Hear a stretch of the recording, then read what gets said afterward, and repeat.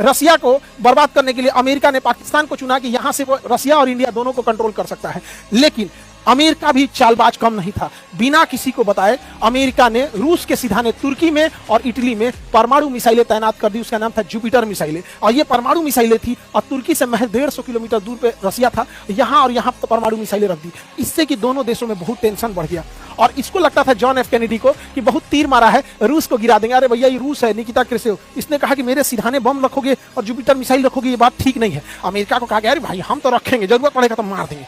अब अमेरिका के जो जासूसी जहाज थे U-2 एक दिन उड़ान भर रहे थे और क्यूबा की निगरानी के लिए, जब क्यूबा के ऊपर बढ़े और क्यूबा की निगरानी किए तो अमेरिका का होश उड़ गया, क्योंकि जब उन्होंने निगरानी किया तो देखा कि रूस यहाँ परमाणु बम लगा चुका है। अमेरिका तुर्की में परमाणु बम लगाए थे तो रूस यहाँ क्यूबा में परमाणु बम लगाया था, जो अमेरिका के किसी कोना पे मिसाइल से हमला, परमाणु हमला कर सकता था। अमेरिका में तो बवाल हुआ, जॉन एफ कैनेडी का घनघोर बेइज्जती हुआ। अब उसने कहा कि अब ये तो क्यूबा को हम छोड़ेंगे नहीं, क्यूबा ने बहुत गलत किया है, हमारे सिरहाने आके मिसाइल लगा दिया है। तो सोचिए, अमेरिका ने यहां मिसाइल लगाया कि रूस को मारेंगे, तो रूस ने क्यूबा में मिसाइल लगाया कि हम यहां मारेंगे। अब इन दोनों देशों में भयंकर हुआ, यहां पे John F Kennedy, Nikita Khrushchev, इन दोनों में भयंकर परमाणु युद्ध का खतरा मंडराने लगा। इसने कहा कि चाहे कितना भी नौसैनिक घेरा लगा हुआ हो, कितनी भी नौसैनिक जहाजें खड़ी हो, रूस की नौसेना और रूस की पनडुब्बियां क्यूबा की मदद करने के लिए जाएंगी। और इन्होंने आदेश दे दिया कि वहां पर रूस की पनडुब्बियां निकल चुकी हैं। अब पूरी दुनिया देख रही थी कि अगर रूस की पनडुब्बियां और अमेरिका की नौसेना अगर आमने सामने होती है तो युद्ध को कोई नहीं रोक सकता है। लेकिन हुआ भी, यहां ऊपर में अमेरिका की नौसेना घेरा बांधी हुई है और उधर रूस से पनडुब्बियां चल दी थी, और ये पनडुब्बियों की बहुत खतरनाक पनडुब्बी थी, B-59 पनडुब्बी। B-59 पनडुब्बियों में परमाणु बम लगा हुआ था और ये पानी के अंदर चल रही थी। और भयानक हो गया 27 अक्टूबर की घटना। 27 अक्टूबर 1962 को दुनिया को लगा कि अब दुनिया खत्म होगी।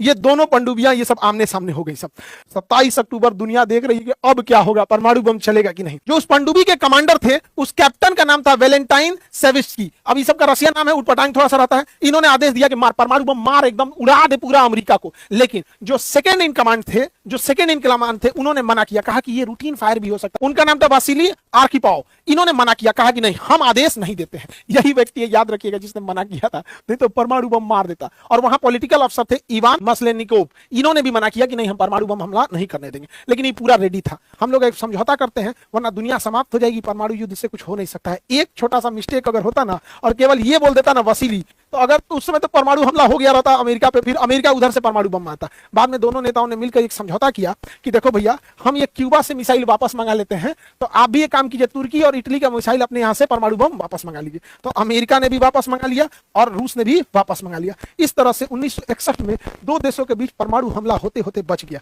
लेकिन इन दोनों